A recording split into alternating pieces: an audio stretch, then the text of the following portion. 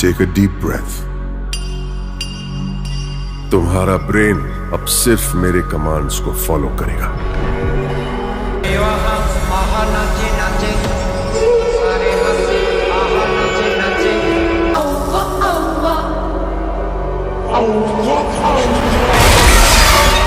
मार डाला रे पांडु। दादाजी चलो मैं बताऊं। पागल हो गया है क्या? तो देख क्या रहे हो, भागो यहाँ से। गिली गिली कर गिली बिली बग गिली गिली कर। नमस्कार। आज हम एक ऐसी फिल्म पर बात करने वाले हैं जिसके चर्चे अभी से हो रहे हैं। हाँ बिल्कुल। सुपरस्टार प्रभास की अगली फिल्म द राजा साहब, इसे हिंदी में द राजा साहब भी कहा जा रहा है जी। हमारे पास जो भी जानकारी है वो फिल्म के प्रीव्यूज और कुछ शुरुआती ट्रेड एनालिसिस पर बेस्ड है। हाँ, जो खाती है वो है इसका जॉनर। हाँ वो तो है। कह रहे हैं कि ये हॉरर, कॉमेडी और एक्शन इन सब का मिक्सचर होगी। बिल्कुल, ये कॉम्बिनेशन काफी अनोखा है, खासकर पैन इंडिया लेवल पे। ये अपने आप में एक नया कॉकटेल जैसा लगता है। क्या ये दर्शकों को पसंद आएगा या ये थोड़ा रिस्की है? ये एक बड़ा सवाल है। चलिए इसी सवाल से शुरू करते हैं, इस फिल्म की परतों को खोलते हैं। तो सबसे पहले बेसिक बातें, डायरेक्टर कौन है? इसके डायरेक्टर है मारुति। मारुति? अच्छा। हाँ, तेलुगु इंडस्ट्री में जो लोग सिनेमा फॉलो करते हैं वो मारुति के नाम से अच्छे से वाकिफ होंगे। वो अपनी एंटरटेनिंग फिल्मों और खासकर कॉमेडी पर उनकी पकड़ काफी अच्छी मानी जाती है। हाँ, कॉमेडी के लिए जाने जाते हैं वो। और लीड में तो प्रभास हैं ही। जी, प्रभास। लेकिन कास्टिंग में और भी इंटरेस्टिंग नाम है। कौन कौन? सिर्फ प्रभास ही नहीं, बल्कि जैसे बॉलीवुड से संजय दत्त है, बोमन ईरानी है। ओह वाह, बड़े नाम है। हाँ, मंझिर वे कलाकार हैं दोनों। और साथ में निधि अग्रवाल और मालविका मोहनन जैसी एक्ट्रेसेस भी हैं अहम किरदारों में। तो ये कास्टिंग देखे तो ये काफी सोच समझ के की गई लगती है। मतलब अलग अलग इंडस्ट्री से चेहरे लिए हैं ताकि अपील बढ़े, है ना? लायक है। और म्यूजिक, आजकल तो म्यूजिक बहुत जरूरी होता है माहौल बनाने के लिए। म्यूजिक दे रहे हैं थमन एस। थमन एस, इनका नाम तो काफी सुना है। हाँ, थमन एस साउथ में खासकर तेलुगु में बहुत पॉपुलर है। अपने एनर्जेटिक गानों और दमदार बैकग्राउंड स्कोर के लिए जाने जाते हैं। अच्छा। तो उनका म्यूजिक फिल्म के एक्शन और शायद वो जो हॉरर कॉमेडी वाले हिस्से हैं उनको उठाने में काफी मदद कर सकता है। उनकी वजह से म्यूजिकल लेवल पे भी उम्मीदें बढ़ गई हैं। सही है। तो कास्ट हो गई, डायरेक्टर हो गए, लेकिन एक चीज जिसने सबको शायद सबसे ज्यादा चौंकाया है वो है इस फिल्म का बजट। हाँ, बजट। जो आंकड़े सुनने में आ रहे हैं वो तो मतलब बहुत बड़े हैं। हाँ, बजट वाकई बहुत बड़ा है। जो शुरुआती अंदाजे हैं उनके हिसाब से फिल्म का बजट 400 करोड़ से 450 करोड़ के बीच हो सकता है। 400 से 450 करोड़। जी, ये इंडियन सिनेमा के हिसाब से देखें तो बहुत बड़ी रकम है। जी। मतलब सबसे महंगी फिल्मों में से एक होगी ये।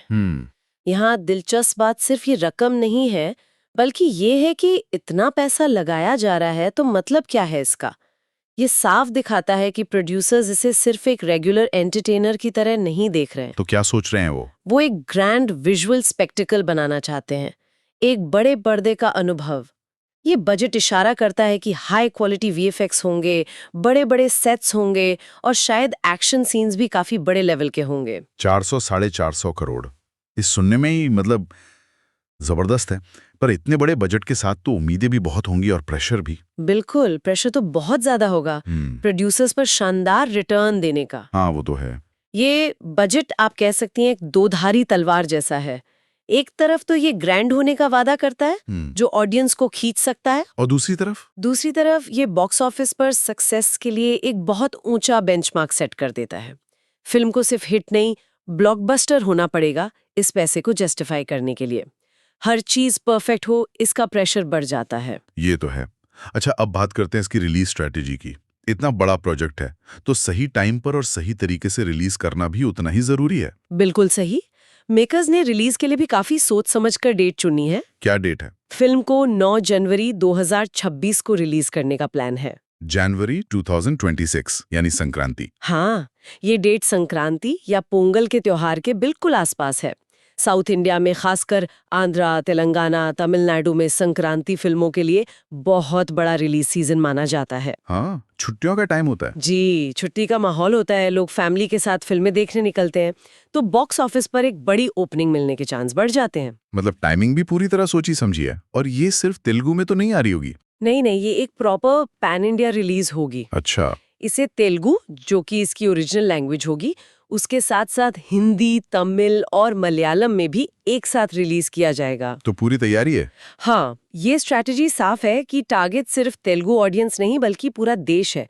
प्रभास की जो पैन इंडिया अपील है उसको पूरी तरह इस्तेमाल करने और फिल्म की रीच को मैक्सिमाइज करने का ये एक क्लियर प्लान है। हालांकि एक साथ कई भाषाओं में रिलीज करने में अपनी चुनौतियां भी होती हैं, जैसे डबिंग की क्वालिटी कैसी है, अलग-अलग रीजन के लोगों की पसंद का ध्यान रखना, मार्केटिंग को हर भाषा के हिसाब से बदलना, ये सब देखना होता है। सही बात है। तो Sankranti release, pan India plan, बड़ा बजट, बड़ी कास्ट, ये सब तो ठीक है, लेकिन अब आते हैं उस चीज पर जो शायद इसे सबसे अलग बना रही है। जॉनर? हाँ, इसका जॉनर, हॉरर कॉमेडी और साथ में एक्शन एंटरटेनर। यहीं पर मामला सबसे दिलचस्प हो जाता है। बिल्कुल।